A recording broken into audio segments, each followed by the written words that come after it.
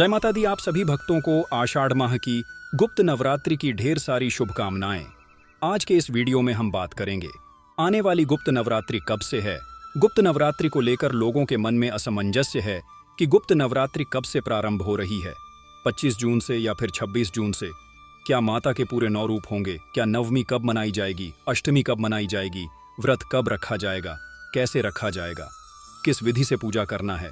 व्रत में क्या खाना है, क्या नहीं खाना है? कौन से कार्य हैं जिन्हें करने से बचना चाहिए? संपूर्ण जानकारी आज हम आपको इस वीडियो में बताने वाले हैं।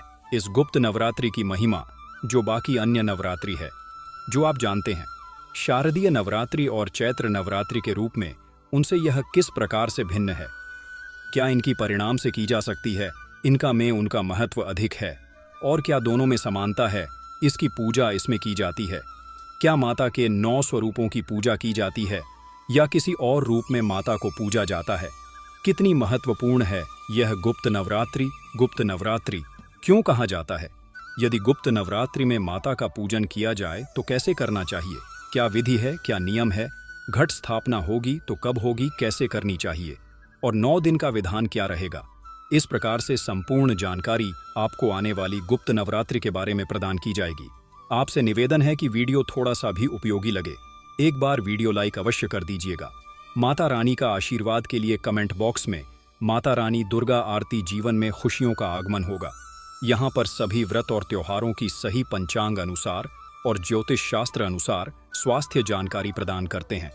पंचांग की गणना के अनुसार बताते हैं कि व्रत आदि कब करना है, कौन सा व्रत त्योहार किस दिन है, क्या मुहूर्त है, और शास्त्र के अनुसार, पुराणों के अनुसार जानकारी देते हैं कि इसका नियम क्या है, विधि क्या है, व्रत पूजा कैसे करना है। तो सभी व्रत और त्योहारों की सही शास्त्रीय जानकारी यदि प्राप्त करते रहना चाहते हैं तो कृपया चैनल को अभी सब्सक्राइब कीजिए। और जब आप सब्सक्राइब करेंगे तो वहां पर एक बेल आइकन का निशान बना हुआ आएगा, घंटी का निशान बना हुआ आएगा, उसको अवश्य ही प्रेस कीजिएगा, तभी आपको हमारे सारे वीडियो प्राप्त होंगे। अन्यथा आपसे जानकारी छूट जाएगी। तो कृपया चैनल को सब्सक्राइब कीजिए और बेल आइकन को प्रेस कीजिए। आरंभ करते हैं, बात करते हैं। आने वाली नवरात्रि, गुप्त नवरात्रि जो है वह 4 होती है। प्रत्येक वर्ष 4 नवरात्रि आते हैं।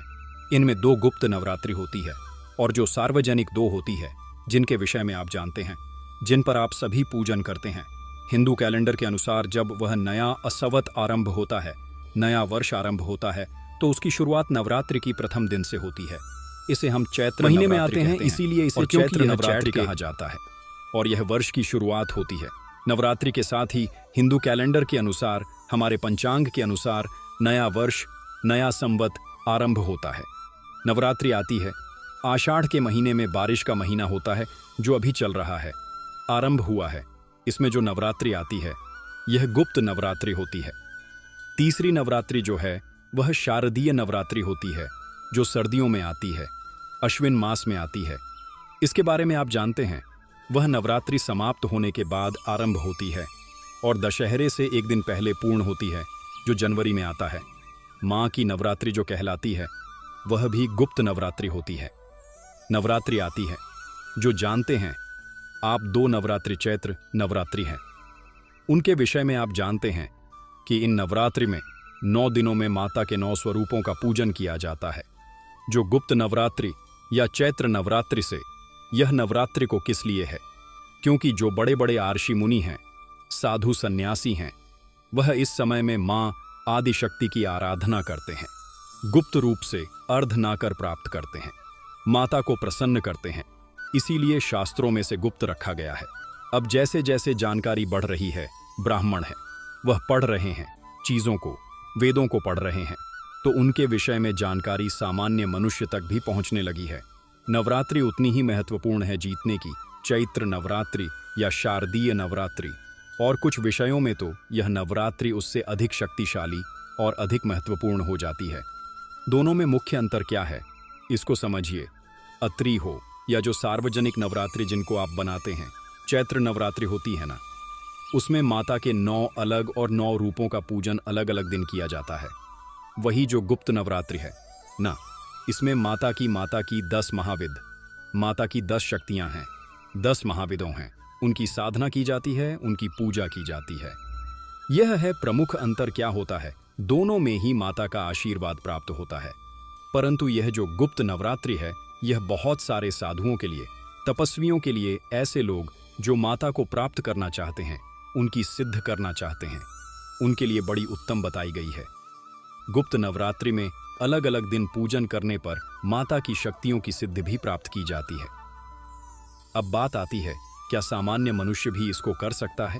क्या क्या हमें पूजन करना चाहिए? क्या हमें पूजन करना चाहिए? सामान्य मनुष्य भी कर सकता है?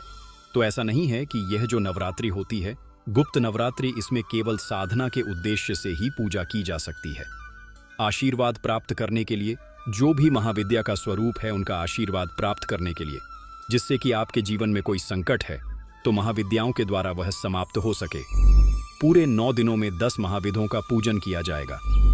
हम आप विद्या का पूजन करना है, किस प्रकार से पूजन करना है, इसकी क्या महिमा है, क्या कथा है, क्या प्रधान है और क्या गलती आपको नहीं करनी, इसकी जानकारी हम प्रत्येक नवरात्र के अनुसार, प्रत्येक महाविद्यालय कितनी शक्ति वाली है कि यदि आप इनका पूजन करने लें तो यह आपके जीवन के सभी संकटों को समाप्त कर सकती है। इसीलिए आपको इस नवरात्रि को उतना ही महत्व देना चाहिए जितना कि आपको शारदीय चैत्र नवरात्रि को देते हैं। इन 9 दिनों में क्या विधान होना चाहिए? इन 9 दिन दोनों में रहता ही होना चाहिए, जैसा बाकी नवरात्रि में होता है। आप जो जो चीज नहीं खाते हैं वह चीज इन 9 दिनों में भी नहीं चाहिए। इन 9 दिनों में भी माता का पूजन करना चाहिए, जैसे उन्होंने दोनों में प्रथम दिन गुप्त नवरात्रि पर भी, जो आने वाली नवरात्रि आरंभ हो रही है आषाढ़ मास की, इस पर भी प्रतिपदा के दिन आपको घट स्थापना, कलश की स्थापना, खेतड़ी जवारे आदि बोना चाहिए, माता की चौकी सजनी चाहिए, माता की स्थापना करनी चाहिए और विधि विधान से पूरे 9 दिनों तक पूजन करना चाहिए। क्योंकि इस वर्ष जो नवरात्रि है वह पूरे 9 दिन है। गुप्त नवरात्रि जो है ना, वह पूरे 9 दिन है। इस वर्ष जो 9 दिन तक अगर आप पूजन करते हैं माता का, तो बात आती है जी कि हमें प्राप्त क्या होगा, हमें क्यों ये नवरात्रि करनी चाहिए। देखिए, संक्षेप में बताएं तो इन दिनों में माता के जो 10 महाविद्याएं हैं ना, उन्हें कौन कौन सी है? महाविद्यालय काली तारा देवी, त्रिपुर सुंदरी, भुवनेश्वरी, जन्माष्टमी का त्रिपुर भैरवी, धूमावती, बगलामुखी मातंगी और कमला देवी, ये प्रमुख रूप से शामिल है। इनकी साधना अर्थात इनका जो पूजन आप करेंगे, 9 दिनों तक अलग अलग दिन अलग अलग महाविद्या का पूजन करेंगे, तो इनकी साधना करने से आपको एक उत्तम ऊर्जा की प्राप्ति होगी। आपके जीवन से नेगेटिविटी दूर चली जाएगी, नेगेटिव एनर्जी समाप्त हो जाएगी, आपके जीवन से बुराइयां समाप्त हो जाएंगी, आपके जीवन से हानि समाप्त हो जाएगी, लाभ ही लाभ दिखेगा। आपके अंदर की जो ऊर्जा है ना, उसी प्रकार की हो जाएगी कि हर कोई आपसे मिलना चाहेगी, आपके साथ चलना चाहेगा और आपकी बात को सुनना चाहेगा। आपकी ऊर्जा जो है पूरी रूप से परिवर्तित हो जाएगी। आपको ज्ञान की प्राप्ति होगी, कल की प्राप्ति होगी, रूप की प्राप्ति होगी। जब आप यह पाठ पूजन करते हैं, 9 दिन का अनुष्ठान करते हैं, यदि का जो रूप है उसे पर एक तेज आएगा। माता की 10 महाविद्याओं का पूजन जब आप करेंगे तो आपके चेहरे पर जाएगा। अंत में आपके जीवन के सभी संकटों का हरण करती है कि वह महाविद्यालय है। यह वह महाशक्तियों है जो किसी भी प्रकार की कुछ होगा भी नहीं। छोटे छोटे दुख होंगे आपके जीवन के, और यदि कोई बड़ा दुख भी है तो उसको भी है। माता रानी की कृपा से उन सभी दुखों का नाश हो जाएगा। इसलिए आपको गुप्त नवरात्रि पर माता के 9 रूपों का पूजन जरूर ही चाहिए। हमारे बढ़ेंगे बताएंगे आपको कि पूजन कैसे करना है, घट स्थापना कब करनी है, क्या मुहूर्त है और कैसे करनी है, इसके विषय में भी जानकारी आपको प्रदान करेंगे। वह कहेंगे कि यह जो नवरात्रि है यह तो केवल सिद्धि के लिए होती है, तंत्र के लिए होती है। यह अनुचित है। शास्त्रों में ऐसा विधान नहीं है कि यह नवरात्रि केवल तंत्र सिद्धि के लिए, तंत्र मंत्र के लिए, किसी काम के लिए की जाती है।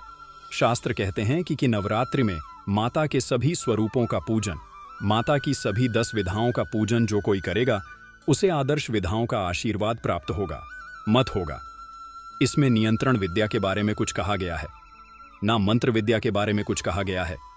यह सही है कि करने वाले तंत्र साधना करते हैं, परंतु यह जो नवरात्र सामान्य ज्ञान के लिए, हमारे लिए, आपके लिए, सबके लिए बहुत ही उत्तम है, बहुत ही उपयोगी है। तो आंखें 9 दिनों के रूप में मनाया और मत कीजिए जैसे आप बाकी नवरात्रि मनाते हैं उसी प्रकार से आपने यह नवरात्रि भी माननी चाहिए। इसमें तो 10 महाशक्तियों का आपको पूजन करने का अवसर मिल रहा है। अगर आप महाशक्तियों का पूजन करेंगे तो अवश्य ही आपके जीवन के संकट दूर ले बढ़ाते हैं कि घट स्थापना कैसे करनी है, पूजन आदि कैसे करना है, आगे के क्या नियम इसके रहेंगे, और इन 10 दिनों में या हम जो पाठ करते हैं तो कौन सा पाठ हमें करना चाहिए, शुरू करना चाहिए और किस विधि से हमें पाठ पढ़ाने चाहिए। प्रेरक तो नवरात्रि का प्रथम दिन जो होगा उसे दिन आपको प्रातःकाल सूर्योदय से पहले उठना है। उठने के बाद स्नान आदि करके स्वच्छ वस्त्र धारण करके और सबसे पहले आप माता की चौकी लगाने के लिए सामग्री कटरा कीजिए। पहले बात आती है कि सामग्री आपको चाहिए कि क्या क्या। देखिए, मैं आपको यहाँ संपूर्ण सामग्री बता रहा हूँ, उसमें से जो जो कार्य आप करना चाहे उसके अनुसार सामग्री आप चुन लीजिएगा। माता की तस्वीर या कोई प्रतिमा आपके पास होनी चाहिए। अगर है घर पर पहले से तो उत्तम की आवश्यकता होगी। चौकी पर बचाने के लिए लाल वस्त्र की आवश्यकता होगी। एक कलश की आवश्यकता होगी। मिट्टी का ला सकते हैं या धातु का अभियान घर में प्रयोग कर सकते हैं। तांबे का है या पीतल का है तो बहुत उत्तम है। उसे पर रखने के लिए श्रीफल की आवश्यकता होगी। आप लाल कपड़ा ला सकते हैं तो लेगा, अगर ना पाए तो कोई बात नहीं, मौली से भी काम चला सकते हैं। इसके अंदर कमल गट्टे लेगा, एक चांदी का सिक्का, थोड़ी सी दूर्वा, थोड़े से अक्षर, ये तो डालने ही है। इसके अतिरिक्त आपको है जो आपको कलश के अंदर डालनी है। अब आप चौकी आपके पास आ गई, माता की तस्वीर आ गई, कलश की सामग्री आ गई, पूजन की सामग्री देखी। क्या क्या चाहिए? माता को अर्पित करने के लिए, तिलक लगाने के लिए तेरा चाहिए। स्नान करने के लिए गंगाजल युक्त जल चाहिए तो गंगाजल अवश्य ले लीजिए। तांबे का एक लौटा पूजा करने के लिए चाहिए। रोली मोली पान सुपारी, लौंग, इलायची, धूप, दीप, नावेद अर्पित करने के लिए खुले फूल, फूलों की माला, चित्र। यह सामग्री है जो आपको पूजन के लिए आवश्यक होगी। प्रथम दिन पर यदि आप जवाहरे होना चाहते हैं, खेतड़ी बोलना चाहते हैं, न तो फिर एक सपोरा भी लीजिएगा। मिट्टी का स्कोरर आता है, मिट्टी का एक पत्र आता है, उसमें खूब सारी मिट्टी। यह सामग्री है जो आपने एक दिन पहले ही लाकर रख लेनी है, क्योंकि पूजा का जो मुहूर्त रहेगा ना, वह सुबह सुबह का रहेगा। सारी सामग्री अपने लाकर रख ली है तो जिस दिन प्रथम नवरात्रि है उसी दिन आपको सूर्योदय से पहले उठ जाना है। उठने के बाद स्थान आदि करके स्वच्छ वस्त्र धारण कीजिए। स्वच्छ वस्त्र धारण करके और आसन लगाकर बैठ जाइए जहां पर आपने पूजा करनी है, जो आपका पूजा का उपयुक्त स्थल है ना। जहां भी आप माता की स्थापना करना चाहते हैं, जवारे आदि बोलना चाहते हैं, उस स्थान पर आप आसन लगाकर बैठ जाइए। प्रयास कीजिए उत्तर दिशा की ओर मुख करके बैठे या पूर्व दिशा की ओर मुख करके बैठे। सारी सामग्री को सामने रख लीजिए। एक लौटा लीजिए तांबे का, उसमें थोड़ा सा गंगा जल भर लीजिए पहले और फिर शुद्ध जल भर लीजिए। यह भरने के बाद आप एक फोन लीजिए और उसे जल के चीते दीजिए सभी सामग्री पर और उसे स्थान पर जहां आपने चौकी स्थापित करनी है, माता की पूजा करनी है। ओम पवित्र हो, पवित्र नाम से पहले चीते देना है। इस प्रकार चीते देकर आप पूजन आरंभ करेगा। स्थान का पवित्रीकरण किया है और शुद्धिकरण किया है। पवित्रीकरण करने के बाद, शुद्धिकरण करने के बाद अब हम पूजन आरंभ करेंगे। माता की स्थापना सबसे पहले कीजिए। माता के लिए जो भी आपने उपयुक्त स्थान चुना है, चौकी पर लाल वस्त्र बिछाइए। लाल वस्त्र बचाने के बाद माता को स्थापित करने के लिए हाथ में पुष्प लीजिए। पुष्प लेकर निवेदन कीजिए, मातेश्वरी, यह पुष्प हम कर रहे हैं। आप यह पुष्प आसन के रूप में स्वीकार करें और इसे आसान समझकर इस पर विराजमान हो, ऐसे निवेदन करते हुए पुष्प राजित कर दीजिए। माता की तस्वीर या प्रतिमा जो भी आपके पास है या है, माता उनके सीधे हाथ की तरफ आप ज्योत रखें। अगर आप अखंड ज्योत जला रहे हैं, 9 दिन की जो भी दीपक जला रहे हैं, उसको आसान दीजिए। पहले अक्षत रखिए, चावल रख आसान दीजिए, या फूल रखे आसान दीजिए, या गेहूं भी आसान के रूप में रख सकते हैं, और उसके ऊपर वह दीपक रखिएगा जो आपने जलाना है। दूसरी तरफ आप कलश की स्थापना करेंगे। अगर आप जवारे हो रहे हैं, खिचड़ी हो रहे हैं, तो जो बात रहना मिट्टी का स्कोरर किसे कहते हैं, पहले उसको अच्छे से धो लीजिए। धोने के बाद उसमें आपको नेता डालिए, थोड़ा सा रहता बचा के रख दीजिएगा। उसके बाद जो आपके पास होंगे ना, जो को दीजिए थोड़ा टाइम के लिए, आधा घंटे से निकाल दीजिए। खराब जो है, जो ऊपर पैर के आगे, इसका मतलब भी उगेंगे नहीं, उनको आप फेंक दीजिए। बाकी जो बच गए हैं उन लोगों को आप उसमें धीरे धीरे करके डाल दीजिए। मिट्टी की ओर डाल दी, थिन लेयर डाल दीजिए, जिससे कि वह जो आपने डाले हैं, क्योंकि हम जो कलश रखेंगे ना उसके ऊपर ही स्थापित करेंगे, तो अपने जवारे वह दिए हैं। अब आप उसे चोरी की स्थापना कीजिए। स्थान पर आप चाहे तो स्वास्तिक बना सकते हैं वहां। अगर स्वास्तिक नहीं बना रहे हैं तो पुष्प रखिएगा और उसके बाद वह रख दीजिएगा पत्र। अब आप कलश के लिए जो भी आपका स्कॉलरशिप के लिए उपयुक्त पात्र हैं, आप मिट्टी का घर आए हैं तो वह लीजिए, या आप धातु का कोई पत्र रहेगा, सुपारी डालिए, हल्दी डालिए, सोने या चांदी का एक सिक्का डालिए, अक्षत डालिए और अब उसमें आप पहले गंगा जल भरिए थोड़ा सा, उसके बाद शुद्ध जल भर दीजिए।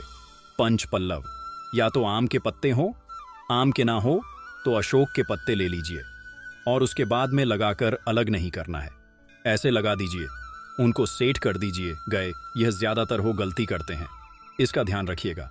पूर्ण पात्र कहते हैं उसे व्यक्ति का जो भी आपके पूर्ण बात है, पूर्ण पात्र में या तो चावल भर दीजिए या कोई और। ऊपर आप श्रीफल अर्थात नारियल की स्थापना करेंगे, नारियल को रखेंगे। नारियल को इस प्रकार से रखने का मुंह होना चाहिए। इस प्रकार से जवानी वाला उसके अंदर अपने कलश को रख दिया। केंद्र में उसके ऊपर आपने उसमें जो सामग्री थी वह डाल दी। ऊपर अपने पूर्ण पात्र रखा, उसमें अनाज रखा और उसके ऊपर आपने नारियल रखा है।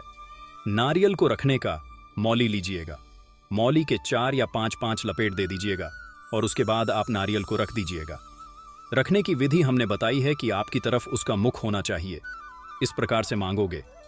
अपने कलश स्थापना भी कर दी, जवारे भी होती है। ये अब हम करेंगे पूजन आरंभ। पूजन के लिए हम पूजन विधि का वीडियो आपको बताएंगे, उसमें आप पूजन की विधि देख लीजिएगा, क्योंकि यहाँ अगर हम पूजन विधि बताने जाएंगे तो बहुत लंबा हो जाएगा वीडियो। अभी हमारा उद्देश्य केवल यह है कि जो नवरात्रि है, चैत्र नवरात्रि कितने महत्वपूर्ण हैं, इसको आप समझे, कब से आपको करने हैं, घट स्थापना का मुहूर्त क्या रहेगा, इसको आप समझे और क्या क्या कार्य हैं उनके बारे में हमको बताते हैं ना। इसमें आप 9 दिन के लिए एक नियम बनाएं, 9 दिन के लिए अपना एक पाठ का चुनाव कीजिए। दुर्गा सप्तशती अगर आप कर सकते हैं तो वह करिए, अगर नहीं कर पाए तो आप सुन सकते, क्योंकि प्रत्येक दिन प्रतिदिन हम नवरात्रि में दुर्गा सप्तशती का एक अध्याय सुनते हैं और पूरी दुर्गा सप्तशती को हम 9 दिन के अंदर पूर्ण करते हैं। तो लाभ लीजिए, 9 दिन दुर्गा सप्तशती का अनुष्ठान कर सकते हैं, दुर्गा चालीसा का नियम ले सकते हैं, देवी का महत्व का नियम ले सकते हैं और यह सभी चीज हम अपने आप को अधिक परिश्रम करने की आवश्यकता भी नहीं रहेंगी। केवल चैनल के साथ जुड़े रहिएगा और उन वीडियो को देखते हुए आप करते हैं।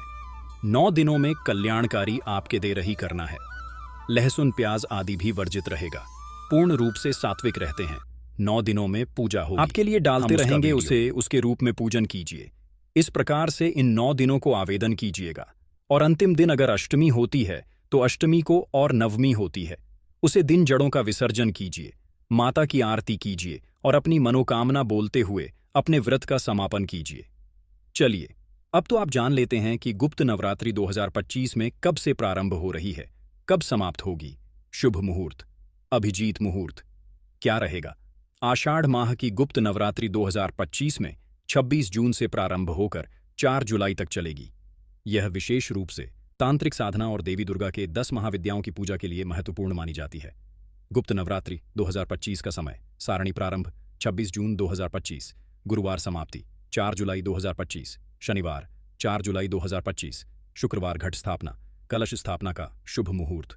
शुभ मुहूर्त 26 जून 2025 सुबह 5:25 से 6 से 8 तक। मिथुन लग्न अभिजीत मुहूर्त 26 जून 2025 सुबह 11:38 से दोपहर 12:52 तक। इन मुहूर्तों में कलश स्थापना करना अत्यंत शुभ माना जाता है।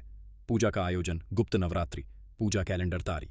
पूजा का नाम 26 जून 2025, कलश स्थापना और देवी शैलपुत्री पूजा। 27 जून 2025 देवी ब्रह्मचारिणी पूजा। 28 जून 2025 देवी चंद्रघंटा पूजा। 29 जून 2025 देवी कुष्मांडा पूजा। 30 जून 2025 देवी स्कंद माता पूजा। 1 जुलाई 2025 देवी कात्यायनी पूजा। 2 जुलाई 2 देवी कालरात्रि पूजा। 3 जुलाई 2025 दुर्गा अष्टमी और देवी महागौरी पूजा। 4 जुलाई 2025 देवी सिद्धदात्री पूजा और नवरात्रि पारण। कलश विसर्जन गुप्त नवरात्रि के समापन के बाद 4 जुलाई 2025 को कलश विसर्जन किया जाएगा।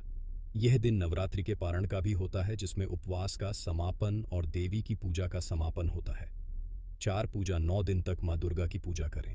रोजाना उन्हें जल फल, रोली, चावल, फूल, लौंग, मिठाई और गूगल अर्पित करें। घी का दीपक जलाएं और माँ दुर्गा के मंत्रों का जाप करें, आरती करें और नवरात्रि के आखिरी दिन हवन और कन्या पूजन करें। यदि आप गुप्त नवरात्रि के दौरान विशेष तंत्र मंत्र साधना या देवी के किसी विशेष रूप की पूजा करना चाहते हैं तो वह भी आप किसी पंडित या ज्योतिष से सलाह लेकर कर सकते हैं। भक्तों, आपको जानकारी कैसी लगी आप कमेंट में हमें ज़रूर ही बताएं। जानकारी अच्छी लगी हो तो वीडियो को लाइक करें, चैनल पर नए हैं तो चैनल को सब्सक्राइब करें। ताकि इसी प्रकार की और भी जानकारी हम आपको सीधे नोटिफिकेशन के माध्यम से प्राप्त कर सके। मां दुर्गा आप पर और आपके परिवार पर अपनी कृपा सदा ही बनाए रखें। वीडियो के अंत तक बने रहने के लिए आप सभी का धन्यवाद दोस्तों। मिलते हैं नेक्स्ट वीडियो में, तब तक के लिए नमस्कार।